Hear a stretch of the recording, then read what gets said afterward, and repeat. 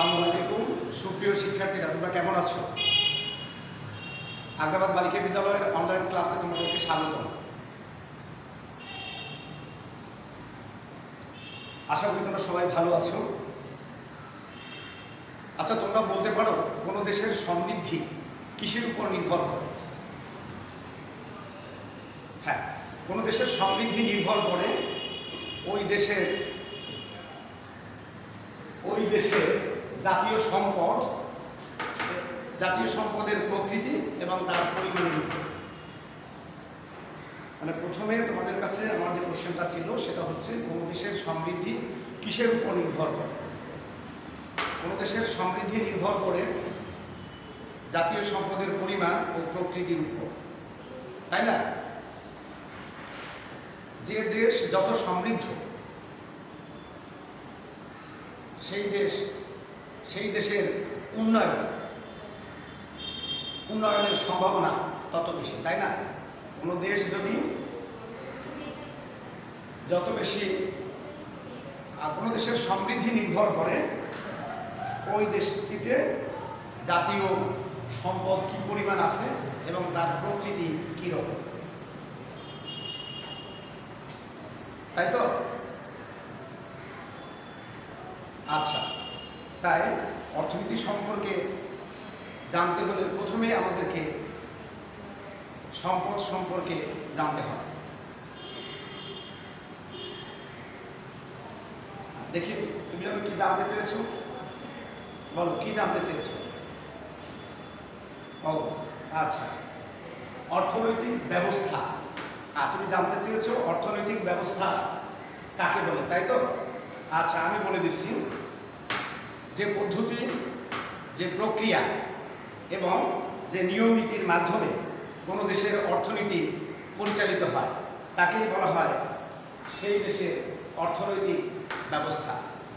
এবার তুমি বুঝেছো যে তোমার মনের মধ্যে একটা প্রশ্ন কাজ করেছিল যে অর্থনৈতিক ব্যবস্থা কি? তুমি তোমার উত্তর পেয়েছো? থ্যাংক ইউ, বসো। এবার তাহলে আসো, আমি আগেই বলেছি যে কোনো দেশের অর্থনীতি সম্বন্ধে জানতে হলে আগে আমাদের জানতে হবে সম্পদ সম্পর্কে, তাই না? এই কথাটা আমি আগেই বলেছি। এবার এসো আমরা সম্পদ সম্পর্কে জেনে নিই।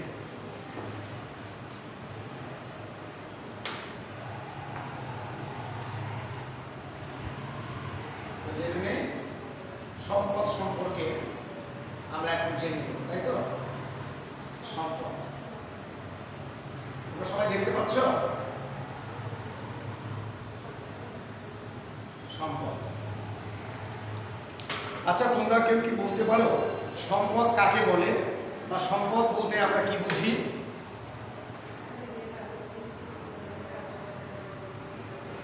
কে তুমি পারবে সম্পদ বলতে কি বুঝি? আচ্ছা ঠিক আছে, আমি তোমাদের সাথে শেয়ার করছি।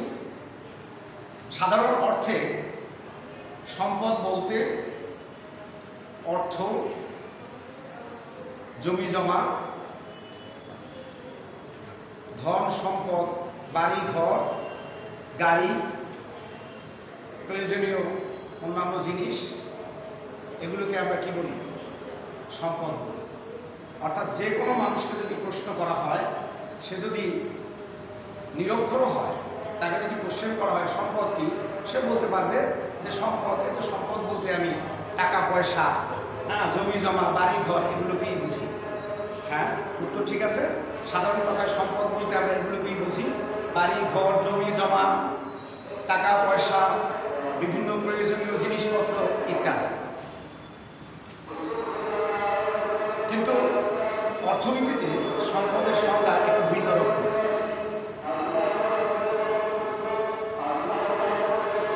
অর্থনীতিতে সম্পদের সংজ্ঞা ভিন্ন রকম।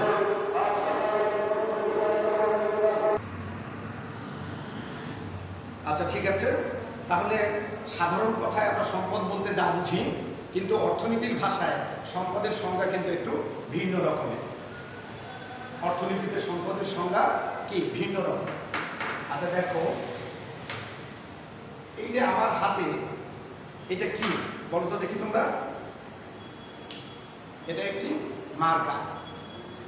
আচ্ছা, এটার ভেতরে কি আছে তোমরা কি বলবে? কালি আছে, তাই তো? আচ্ছা, কালি থাকলেই তো লেখা যাবে, তাই না? আচ্ছা, দেখা যায় আমি এটা কালি আছে কিনা। দেখো, আমি সম্পদ লেখার চেষ্টা করলাম, কিন্তু আমি এই মার্কার পেনটা দিয়ে সম্পদ কথাটা আমি লিখতে পারলাম না, তাই না? এখন তোমরা কি বলবে? আমার হাতে এই যে কালিবিহীন যে মার্কারটা আছে, এটা সম্পদ কিনা? এমন প্রশ্ন তোমাদের মনের মাঝে ঘুরপাক খাচ্ছে না? অবশ্যই মনের মাঝে এমন ধরনের প্রশ্ন ঘুরপাক খাচ্ছে যে এই কলমটার ভেতরে তো কালি নেই। আচ্ছা, কালি নেই কেমন? কালি থাকলেই তো লেখা যেত, যে কোনো কিছু এখানে আমি লিখতে পারতাম। তো কালি নেই, তো আমি এটা দিয়ে কিছুই লিখতে পারিনি। তাহলে এই কলমটা আমার কোনো উপকারে আসলো না, তাই না? এই আমার যে একটা লেখার প্রয়োজন অনুভব করতেছি আমি এখন, যে আমি এই জিনিসটা লিখব, সেজন্য আমার কলম দরকার। এটাতে যদি কালি থাকতো তাহলে আমার সেই লেখার যে প্রয়োজন বোধ করেছি আমি লেখাটা এখানে লিখতে পারতাম। কিন্তু এটাতে কালি না থাকায় এখন আমি কোনো কিছুই লিখতে পারতেছি না। তাহলে তোমরাই বলো, এই কলমটার কোনো ভ্যালু আমার কাছে আছে কি? আছে? বলো। আর তোমরা নিশ্চয়ই বলবে যে না, এই কলমটার ভ্যালু নেই, কারণ এটার ভেতরে কালি নেই, এই জন্য লেখা যাচ্ছে না। আচ্ছা, দেখো তো দেখি তোমরা। এবার আমি অন্য একটা কলম ব্যবহার করতেছি, সেখান থেকে সেটা দিয়ে আমি এই সম্পদ এই কথাটা লিখতেছি। তাহলে এই কলমটা কিন্তু আমার প্রয়োজন মেটাতে সক্ষম হয়েছে, অর্থাৎ আমি যে লেখার অভাবটা বোধ করছি, এই কলমটা সেটা ফুলফিল করতে পারছে। তাহলে কি বলতে পারি? এই কলমটার উপযোগিতা মানে ইউটিলিটি। উপযোগিতা বলতে সাধারণ কথায় উপকারিতাকে বোঝায়, তাই না? তো অর্থনীতির ভাষায় উপযোগিতা হচ্ছে কোনো দ্রব্যের অভাব পূরণ করার ক্ষমতা। তাহলে এই কলমে কালি থাকাতে আমি এই সম্পদ কথাটা লিখতে পেরেছি, তাই না? তার মানে কলমটা আমার লেখার অভাব পূরণ করতে সক্ষম হয়েছে। এই কলমটা আমার কাছে, এই কলমটার উপযোগিতা আছে, কালি আছে বিধায়, তাই না? আচ্ছা, তো এখন দেখো, এই কলমটা তোমরা সবাই দেখতে পাচ্ছ, হ্যাঁ, যে এটা একটা কলম। প্রথমেই বের করেছি, তোমরা দেখে বলেছো এটা একটা কলম। তার মানে এই কলমটার কি আছে? ভিজিবিলিটি আছে। ভিজিবিলিটি মানে বাহ্যিকতা, তাই না? আচ্ছা, এখন তোমরা আরেকটা বিষয় চিন্তা করো। এই কলমটা, প্রথমে বললাম যে এই কলমটার কি আছে? উপযোগিতা আছে, যেহেতু এটার ভিতরে কালি আছে, আমার লেখার অভাবটা দূর করতে সক্ষম হচ্ছে। তাহলে এই কলমটার কি আছে? উপযোগিতা আছে, তাই তো? আচ্ছা, এবার আমি একটা কাগজ এখানে বোর্ডে একটু লাগিয়ে নিচ্ছি তোমাদের সুবিধার জন্য। তোমরা ডিস্টার্ব করবে না, প্লিজ একটু ধৈর্য সহকারে তোমরা বসো।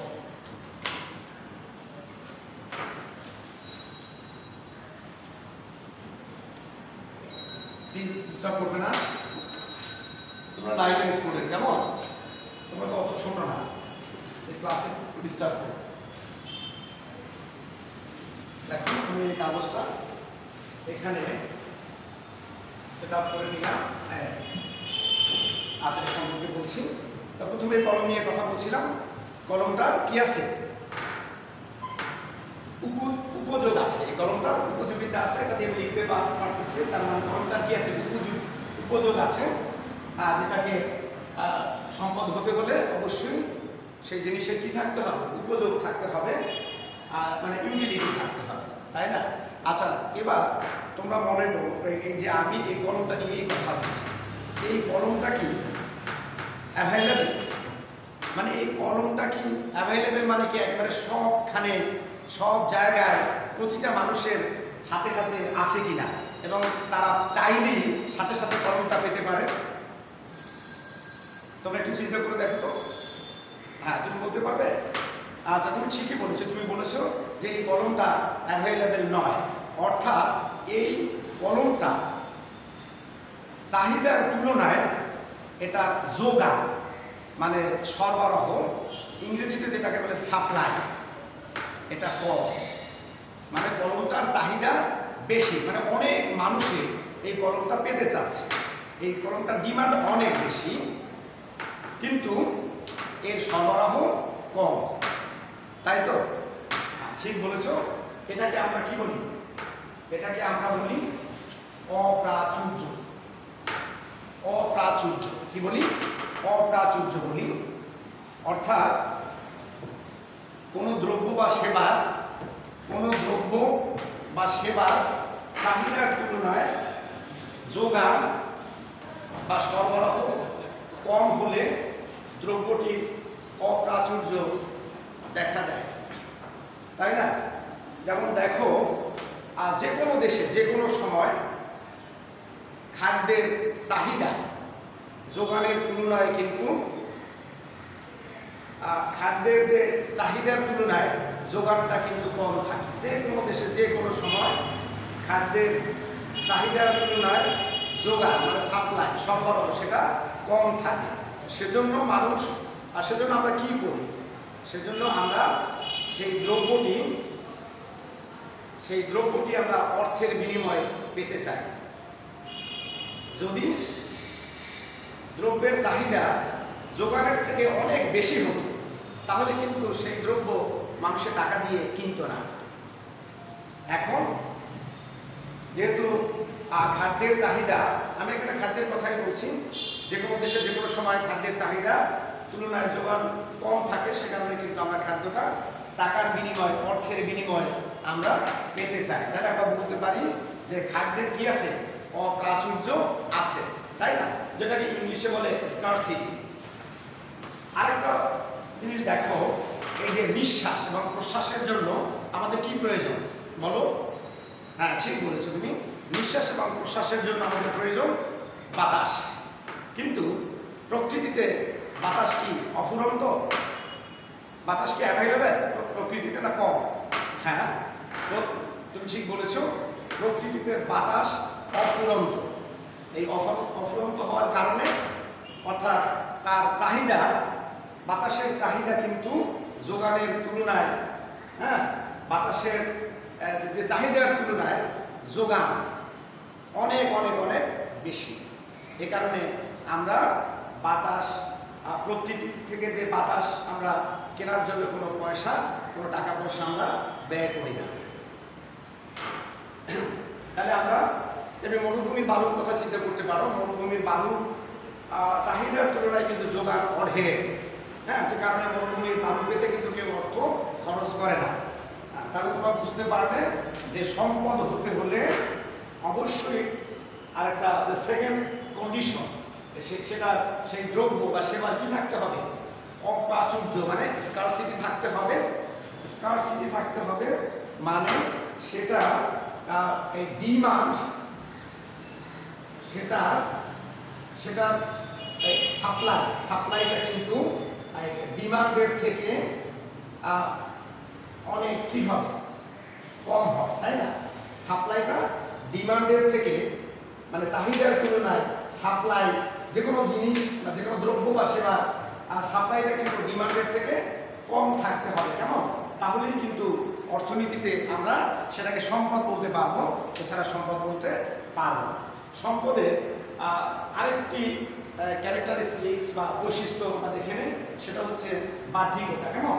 এটা একটু আগেও আমি বলেছি যে তোমরা কলমটা দেখতে পাচ্ছ কিনা, তাই না? হ্যাঁ, তোমরা কলমটা দেখতে পাচ্ছ, মানে এটা ভিজিবিলিটি আছে, তোমরা চোখ দ্বারা এই কলমটা দেখতে পাচ্ছ। সো এটা মানে সম্পদ হতে হলে কি প্রয়োজন? সম্পদ হতে হলে সম্পদের বাহ্যিকতা থাকতে হবে, মানে ভিজিবিলিটি থাকতে হবে, তাই না? আচ্ছা, আরেকটা দেখো, একেবারে ফোর্থ অ্যান্ড ফাইনাল কন্ডিশন, হস্তান্তর যোগ্যতা মানে ট্রান্সফারেবিলিটি। আচ্ছা, তোমরা জানো যে হস্তান্তর যোগ্যতা কি? আমি তোমাকে এই কলমটা দিয়ে দিলাম, আর এটা কলমটা কি আমার হাত থেকে তোমার কাছে চলে গেল, কেমন? এটা কি হস্তান্তর হলো কি না? হ্যাঁ, হস্তান্তর হয়েছে। হস্তান্তর যোগ্যতা মানে একজনের হাত থেকে আরেকজনের হাতে চলে যাবে। তো আমি যদি এটা তোমাকে এমনি এমনি দিয়ে দিই, হ্যাঁ, তাহলে কিন্তু এটা কিন্তু অর্থনীতিতে হস্তান্তর যোগ্যতা হবে না। কারণ যেমন আমি এই কলমটা দোকান থেকে কিনে নিয়েছি, হ্যাঁ, দোকান থেকে আমি টাকার বিনিময়ে এই কলমটা আমি কিনে নিয়েছি। এখন দোকানদার কিন্তু এই মার্কার পেনটার উপরে সে কোনো দাবি খাটাতে পারবে না, তার কোনো দাবি খাটার কোনো অধিকার তার নেই। কারণ এখন আর এই কলমটার মালিক সে নয়, সে এই কলমটা 35 টাকা মূল্যের বিনিময়ে সে আমার কাছে বিক্রি করেছে। এখন এই কলমটা কিন্তু এই কলমটার মালিক আমি। তাহলে এই যে মার্কার পেনটা কি হলো, হস্তান্তরযোগ্য হয়ে গেল। প্রিয় শিক্ষার্থীরা, আমার আলোচনা তোমরা অবশ্যই এই পর্যন্ত বুঝতে পেরেছো যে সাধারণ মানুষ বা আমরা সাধারণ কথায় সম্পদ বলতে কি বুঝি এবং অর্থনীতিতে সম্পদ হতে হলে কি কি তার বৈশিষ্ট্য থাকতে হবে, তাই না? আচ্ছা, অর্থনীতিতে অর্থাৎ যে সকল দ্রব্য বা সেবা, যে সকল অর্থনীতিতে সম্পদ হতে হলে দ্রব্য বা সেবা অবশ্যই কি কি থাকতে হবে, উপযোগ থাকতে হবে, অপ্রাচুর্য থাকতে হবে, বাহ্যিকতা থাকতে হবে, হস্তান্তরযোগ্যতা থাকতে হবে। কোনো দ্রব্যের মধ্যে যদি 4টি কন্ডিশন বা 4টি বৈশিষ্ট্য যদি বজায় না থাকে তাহলে অর্থনীতির ভাষায় তাকে সম্পদ বলা যাবে না। হ্যাঁ, এটা ভালো করে তোমরা মনে রাখবে। তোমরা একজনের সাথে একজনের ব্যাপারে শেয়ারও করবে, হ্যাঁ, যে সম্পদ কি, ফ্রেন্ড তোমরা এগুলো যদি আমি চলে যাওয়ার পরে এগুলো নিয়ে যদি একটু তোমরা আলোচনা করো তোমাদের শিক্ষণটা আরও বেশি পারফেক্ট হবে। যে সম্পদ হতে হলে অবশ্যই 4টি কন্ডিশন কি করতে হবে, ফুলফিল করতে হবে। যদি 4টা কন্ডিশন ফুলফিল না হয় তাহলে কোনো দ্রব্য বা সেবাকে সম্পদ বলে অর্থনীতির ভাষায় তাকে সম্পদ বলে পরিগণিত করা যাবে না।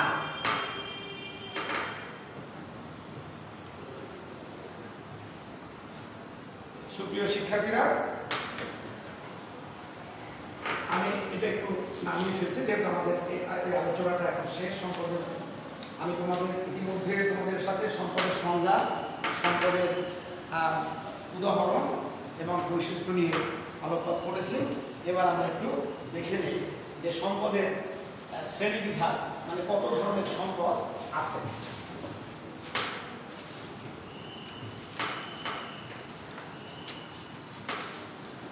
একটা কাগজ এখানে সেট আপ করে নিচ্ছি, প্লিজ তোমরা ডিস্টার্ব করবে না, এটা মনোযোগ দিয়ে শুনো। তোমরা অবশ্যই আমাকে সহযোগিতা করবে। কিভাবে সহযোগিতা করবে? তোমরা যদি কথা না বলো, মনোযোগ দিয়ে আমার কথা শুনো, তাহলে আমাকে তোমাদের কি করা হবে, সহযোগিতা করা হবে। আর যদি তোমরা ক্লাসে ডিস্টার্ব করো তাহলে কিন্তু আমি কাদের সাথে কথা বলেছি, হ্যাঁ, তাহলে তো আমার ক্লাসটা কি হবে না, ফ্রুটফুল হবে না। আমি তাদের জন্য ক্লাসটা আমার আজকে আমি করছি, যাদের জন্য আমার প্রেজেন্টেশন তারাই যদি মনোযোগ দিয়ে না শুনে তাহলে তো আমার ক্লাসটা কি হবে, ব্যর্থ হবে। কেমন? তোমরা ডিস্টার্ব করবো, মনোযোগ দিয়ে শুনো। দেখো এখানে আমি আরেকটা কাগজ সেট আপ করেছি, সেটা হচ্ছে সম্পদের শ্রেণীবিভাগ। তোমরা দেখতে পাচ্ছ ভালো করে? হ্যাঁ, সম্পদের শ্রেণীবিভাগ।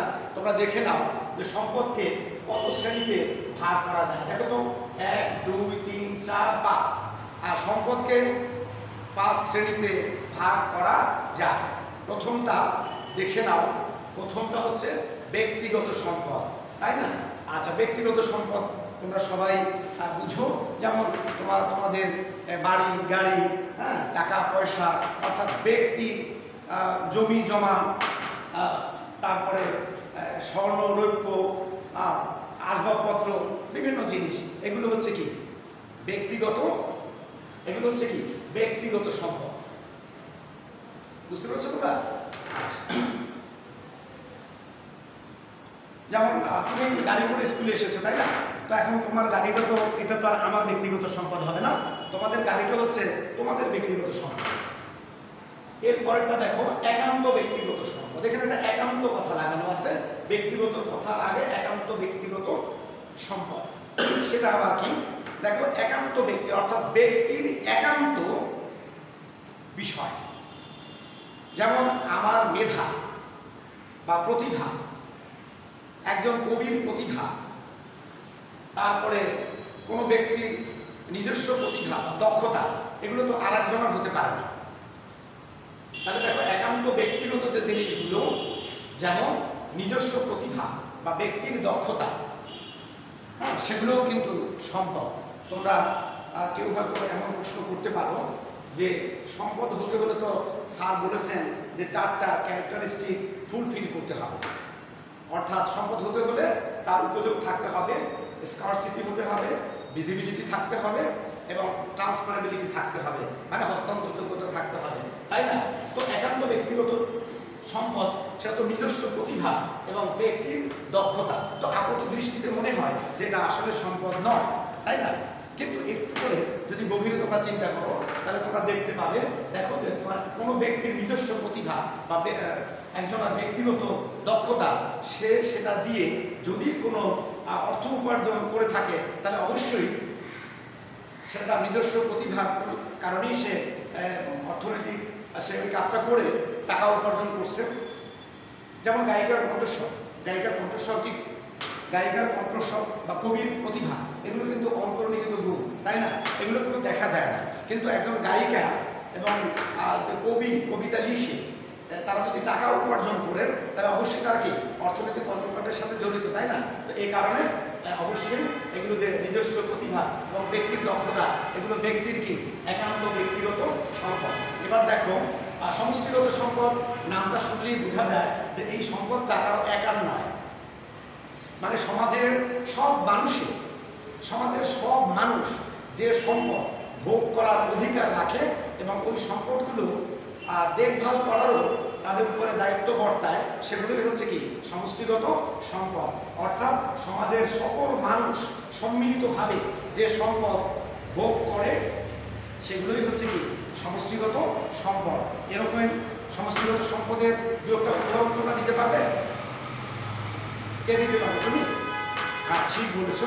রাস্তাঘাট, তারপরে পার্ক, তারপরে কি হাসপাতাল, হ্যাঁ, বিদ্যালয়, সেতু, হ্যাঁ ঠিক বলছো। এরপর আরো অনেক সম্পদ আছে যেগুলো আমরা কোনো ব্যক্তি এককভাবে, যেমন তুমি পার্কে গিয়েছো, কেমন এখন পার্কটাকে তুমি বলতে পারবে এটা তোমার নিজস্ব সম্পদ, এটা হচ্ছে কি সমষ্টিগত সম্পদ, কারণ সেখানে সবাই যেতে পারে। ঠিক আছে, তোমার সমষ্টিগত সম্পদের উদাহরণ তোমরা পেয়েছো, তোমাদেরকে ধন্যবাদ। এবার দেখো জাতীয় সম্পদ। জাতীয় সম্পদটা দেখো এটাও নামটা শুনলেই বোঝা যায় যে এই ব্যক্তিগত এবং সমষ্টিগত, অ্যাটেনশন প্লিজ, হ্যাঁ, ব্যক্তিগত এবং সমষ্টিগত এই দুটো সম্পদের সম্মিলিত রূপ হচ্ছে কি জাতীয় সম্পদ। ঠিক আছে, জাতীয় সম্পদ। যেমন এই যে এখন ফ্যান চলছে তোমার মাথার উপরে, লাইট জ্বলছে, হ্যাঁ, তারপরে বাসায় রান্নাবান্না হচ্ছে গ্যাসের চুলায় গ্যাস দিয়ে, এগুলোকে তুমি কি বলতে পারবে? এগুলোকে অবশ্যই এগুলো কি জাতীয় সম্পদ। এবার আন্তর্জাতিক সম্পদ দেখো। আন্তর্জাতিক সম্পদ যে সম্পদ বিশেষ কোনো দেশ এককভাবে ভোগ করতে পারে না, অর্থাৎ যে সম্পদের উপরে কোনো রাষ্ট্র বিশেষে একচ্ছত্র বা একক কোনো আধিপত্য নেই, সেটাই হচ্ছে কি আন্তর্জাতিক সম্পদ। সব দেশ সেটা ভোগ করতে পারে, তাই না? যেমন বৈজ্ঞানিক আবিষ্কার, তারপরে প্রযুক্তি, সাগর মহাসাগর, কেমন, এগুলো হচ্ছে কি আন্তর্জাতিক সম্পদ। প্রযুক্তি, বৈজ্ঞানিক আবিষ্কার, এগুলো হচ্ছে কি আন্তর্জাতিক সম্পদ। তো সুপ্রিয় শিক্ষার্থীরা, ইতিমধ্যে তোমরা সম্পদের শ্রেণীবিভাগ তোমরা জানতে পেরেছো যে সম্পদকে 5 ভাগে ভাগ করা যায়: ব্যক্তিগত সম্পদ, একান্ত ব্যক্তিগত সম্পদ, সমষ্টিগত সম্পদ, জাতীয় সম্পদ এবং আন্তর্জাতিক সম্পদ। এবার আমি এই কাগজটা একটু নামিয়ে ফেলতেছি। তোমরা আমার ক্লাস বুঝতেছো তো? আচ্ছা, তোমরা না বুঝলে কিন্তু আমাকে কোশ্চেন করবে, কেমন? তোমরা না বুঝলে আমাকে কোশ্চেন করবে।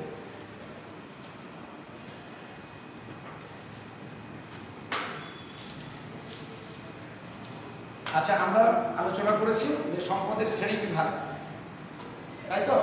এবার আমরা একটু দেখে নিই যে সম্পদের, এই যে সম্পদের উৎস, সম্পদের উৎস অর্থাৎ কোথা থেকে আমরা সম্পদ পেতে পারি?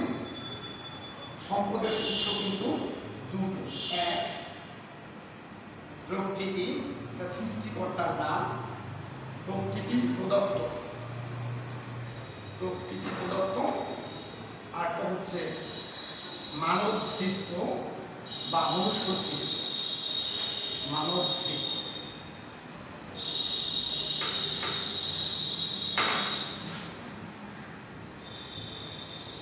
দেখো আমি এখানে দুটো জিনিস লিখেছি, প্রকৃতি প্রদত্ত এবং মানব সৃষ্ট সম্পদ, সম্পদের উৎস। আচ্ছা, নাম শুনলেই কিন্তু বোঝা যায়, যেমন প্রকৃতির দান যেগুলো, যে প্রকৃতি প্রদত্ত, এই যে ভূমি, তারপরে ভূমির উপরে, ভূমির অভ্যন্তরে, হ্যাঁ, খোদা প্রদত্ত যে সব সম্পদ রয়েছে সেগুলোই হচ্ছে কি প্রকৃতি প্রদত্ত সম্পদ। যেমন বনাঞ্চলের বন, তারপরে বিভিন্ন ধরনের পশু পাখি, বিভিন্ন ধরনের প্রাণী, বনাঞ্চলের মধ্যে নদী আছে, অর্থাৎ বিভিন্ন জলাশয় আছে এবং জলাশয়ে মাছ আছে, কেমন, এগুলো সবই কিন্তু কি প্রকৃতি প্রদত্ত। তাহলে প্রকৃতি প্রদত্ত সম্পদ আমরা বুঝতে পেরেছি যে প্রকৃতির যে প্রকৃতি প্রদত্ত, অর্থাৎ প্রকৃতি আমাদেরকে যে সম্পদগুলো দান করেছে সেগুলো হচ্ছে প্রকৃতি প্রদত্ত সম্পদ। এবার দেখেন মানব সৃষ্ট সম্পদ। মানব সৃষ্ট সম্পদ নামটা শুনলেই তোমরা কি ধারণা করতে পারো বলো তো দেখি? হ্যাঁ, মানুষের সৃষ্ট সম্পদ। মানুষ কিন্তু আসলে নিজে নিজে কোনো সম্পদ সৃষ্টি করতে পারে না, মানুষ পারে। মানুষ প্রকৃতি প্রদত্ত সম্পদকে ব্যবহার করে তার আকার আকৃতি পরিবর্তন করে সম্পদের গ্রহণযোগ্যতা বা ব্যবহার উপযোগিতা বৃদ্ধি করতে পারে। হ্যাঁ, কিন্তু মানুষ কিন্তু কোনো সম্পদ সৃষ্টি করতে পারে না। সে প্রকৃতি প্রদত্ত সম্পদের, এই প্রকৃতি প্রদত্ত সম্পদের আকার আকৃতি, তারপরে বাহ্যিকতা, যেটা আকার আকৃতির মধ্যেই পড়ে, এবং এর উপযোগিতা বৃদ্ধি করে এটা মানুষের কাছে আরো বেশি উপযোগী করে তোলে। যেমন একজন কাঠমিস্ত্রি বন থেকে কাঠ সংগ্রহ করে সে তার নিজস্ব প্রতিভা দিয়ে একটা চেয়ার বানানো বা টেবিল বানানো, যে কোনো ধরনের ফার্নিচার বানানো, তাহলে অবশ্যই সেই চেয়ার বা টেবিলটা বা যে কোনো ধরনের আসবাবপত্র সেগুলো কি মানব সৃষ্ট সম্পদ। মানুষ শুধু নিজের মেধা খাটিয়ে প্রকৃতি প্রদত্ত এই জিনিসগুলোকে ব্যবহার করে সে আরও উন্নত ধরনের জিনিস তৈরি করতে পারে। এগুলো হচ্ছে কি মানব সৃষ্ট সম্পদ। আচ্ছা, এটা আমি মুছে দিচ্ছি। এবার আমরা দেখে নিই যে জাতীয় সম্পদের সংরক্ষণ এবং অপচয়। আমি একটু লিখে নিচ্ছি এখানে, সুপ্রিয় শিক্ষার্থীরা একটু মনোযোগী হও। জাতীয় সম্পদের সংরক্ষণ, জাতীয় সম্পদের সংরক্ষণ ও অপচয়, জাতীয় সম্পদের সংরক্ষণ ও অপচয় রোধ। আচ্ছা, এটা হচ্ছে আমার হেডলাইন, শিরোনাম। দেখো তো, এই যে ব্যক্তিগত সম্পদ সংরক্ষণ, ব্যক্তিগত সম্পদ সংরক্ষণ। 2, সমষ্টিগত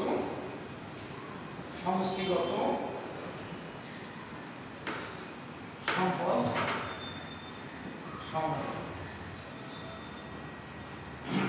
দেখো তাহলে আমরা সংরক্ষণ বলতে কি বুঝি? এখানে আমি লিখেছি জাতীয় সম্পদের সংরক্ষণ এবং অপচয় রোধ। কিন্তু সংরক্ষণ বলতে কি বুঝি আমরা? সংরক্ষণ বলতে বুঝি যে কোনো জিনিস, অর্থাৎ যে কোনো দ্রব্য অত্যন্ত নিজের কাছে যত্ন সহকারে রাখা এবং সেটা যাতে চুরি না হয়, কোনোভাবে সেটা যাতে হারিয়ে না যায়, হ্যাঁ, এটা কোনো রকমের যাতে ক্ষতি সাধন না হয়, সেই ব্যবস্থা আমরা করে থাকি, তাই না? অর্থাৎ আমরা এভাবে বলতে পারি যে সংরক্ষণ হচ্ছে কোনো জিনিসকে যত্ন সহকারে নিজের কাছে রেখে দেওয়া, তাই না? এবার আমরা দেখি ব্যক্তিগত সম্পদ সংরক্ষণ। তোমরাই বলো আমরা ব্যক্তিগত সম্পদ কীভাবে সংরক্ষণ করব?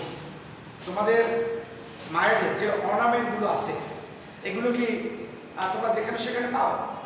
পড়ার টেবিলে বা খাবার টেবিলে কোথাও তোমরা পাও যে তোমার মায়ের যে অর্নামেন্টগুলো আছে? নিশ্চয়ই না। তারা এমন একটা জায়গায় রেখেছে, হ্যাঁ, বাসায় রাখলেও সেটা এমন একটা জায়গায় রেখেছে, অত্যন্ত সুরক্ষিত একটা জায়গায় রেখেছে, যাতে এটা চুরি না হয় বা অন্য কেউ না পায়, তাই না? এরকম অনেক তোমাদের বাসার বাড়িতে অনেক কিছুই আছে যেটা অত্যন্ত, এগুলো যেহেতু ব্যক্তিগত সম্পদ। তোমাদের গাড়িটা দেখো, ড্রাইভার কি করে এক জায়গা থেকে আসার পরে ড্রাইভার কি করে পানি দিয়ে গাড়িটাকে কি করে ওয়াশ করে, হ্যাঁ, এবং কোথাও একটু যদি ডিস্টার্ব দেখা দেয় তাহলে আবার কোথায় এই মানে ওয়ার্কশপে নিয়ে যায়, তাই না? তো এই ব্যক্তিগত সম্পদ সংরক্ষণ প্রত্যেক ব্যক্তিই কিন্তু ব্যক্তিগত সম্পদ অত্যন্ত যত্ন সহকারে কি করে রাখে, হ্যাঁ। সে কোনোভাবেই চায় না তার ব্যক্তিগত সম্পদ ক্ষতি হোক, এটা সে কোনোভাবেই চাইবে না। আবার ব্যক্তিগত সম্পদ সংরক্ষণের সাথে সাথে সে এই সম্পদগুলো আরও কীভাবে বৃদ্ধি করা যায় সেই চেষ্টাও কিন্তু সে করে থাকে। আচ্ছা, এবার আসো সমষ্টিগত সম্পদ সংরক্ষণ। তো আগেই বলা হয়েছে সমষ্টিগত সম্পদ কি সেটা তোমরা জানো, কেমন? আচ্ছা দেখো, এই যে ব্যক্তি এবং এই যে সমষ্টিগত সম্পদ, সমাজের সকল মানুষ যে সম্পদ সম্মিলিতভাবে ব্যবহার করার অধিকার রাখে, তাই তো সমষ্টিগত সম্পদ, সেটাই তো বলেছি, কেমন? আচ্ছা দেখো, এই যে তোমরা স্কুলে এসেছো, এখন তোমরা ওয়াশরুমে যাও, হ্যাঁ, ওয়াশরুমের ট্যাপটা তোমরা সবাই কি করো? পানি ইউজ করার পরে ট্যাপটা বন্ধ করে রাখো। কেন রাখো? হ্যাঁ, যাতে পানি অপচয় না হয়। হ্যাঁ, তোমরা অনেকে এটাও জানো যে এটা তো শুধু স্কুলের পানি না, এটা হচ্ছে, হ্যাঁ, যা মানে এই পানিটা আমরা সবাই সমষ্টিগতভাবে কি ব্যবহার করতেছি।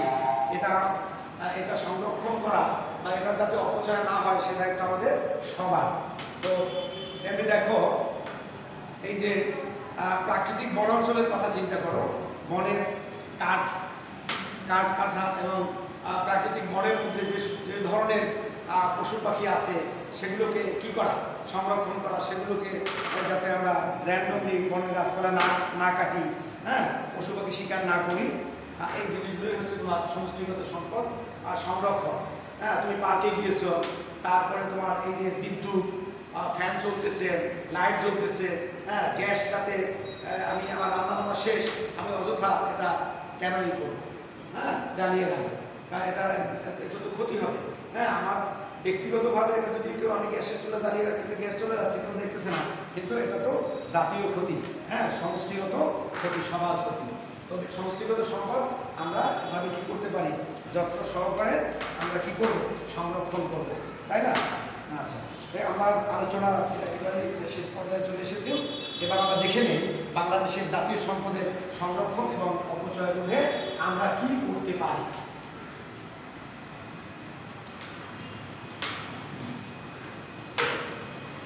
প্রিয় শিক্ষার্থীরা, এটা দিয়ে আমার আলোচনা শেষ হবে, একটু ধৈর্য সহকারে বসবো।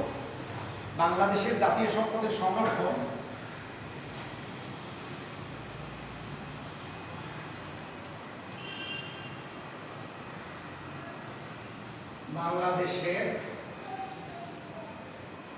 বাংলাদেশের জাতীয় সম্পদের সংরক্ষণ ও অপচয় রোধে করণীয়, করণীয় মানে আমরা কি করতে পারি, তাই না? দেখ,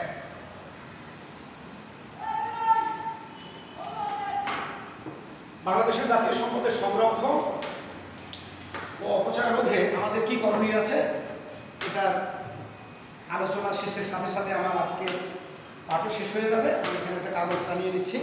তোমরা অত্যন্ত ধৈর্যের পরিচয় দিয়েছো, তোমাদেরকে আবার ধন্যবাদ দিচ্ছি। আর একটু করে একটু মনোযোগী হয়ে বসো।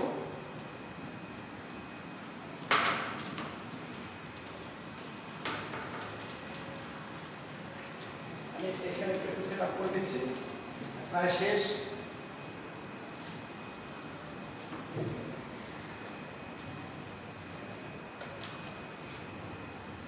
এই এবার দেখো আমাদের শিরোনাম হচ্ছে বাংলাদেশের জাতীয় সম্পদের সংরক্ষণ এবং অপচয় রোধে করণীয়। তো বাংলাদেশের জাতীয় সম্পদের সংরক্ষণ এবং অপচয় রোধে নাগরিক হিসেবে আমাদের কি কি করার আছে, তাই তো? দেখো, এক, রাষ্ট্রীয় ব্যবস্থাগুলো ব্যাহত না হওয়া, অর্থাৎ বাংলাদেশের জাতীয় সম্পদ সংরক্ষণ এবং অপচয় রোধ করার জন্য যে সমস্ত রাষ্ট্রীয় ব্যবস্থা আছে সেগুলো যাতে ব্যাহত না হয় সে ব্যাপারে আমাদেরকে কি থাকতে হবে? সর্বদা সজাগ থাকতে হবে। যেমন দেখো, এই বিভিন্ন অফিস বা বড় বড় স্থাপনা, ইভেন তোমার স্কুলেও কিন্তু গেট কিপার আছে, তাই না? গেট আছে, গেটটা যদি না থাকতো তাহলে যে কোনো মানুষ, যে কোনো জীবজন্তু অনায়াসে কি স্কুলের মধ্যে ঢুকে যেতে পারতো। আবার সেখানে কিন্তু গেট কিপার আছে, কেমন দারোয়ান আছে। তো এরকমের তোমাদের বাসা বাড়ি বলো, তোমাদের বিভিন্ন অফিস আদালত, বিভিন্ন বড় বড় স্থাপনা, সেখানে কিন্তু সিকিউরিটি গার্ড থাকে, কেমন নিরাপত্তা কর্মী থাকে।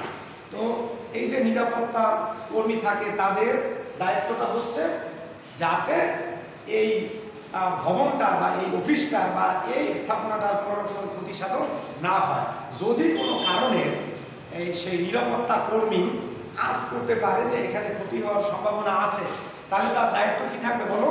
তার দায়িত্ব থাকবে যথাযথ কর্তৃপক্ষকে অবহিত করা। তারপরে দেখো, সচেতন থাকা। সচেতন থাকা, সচেতন থাকা মানে প্রতিটা নাগরিককে সচেতন থাকতে হবে।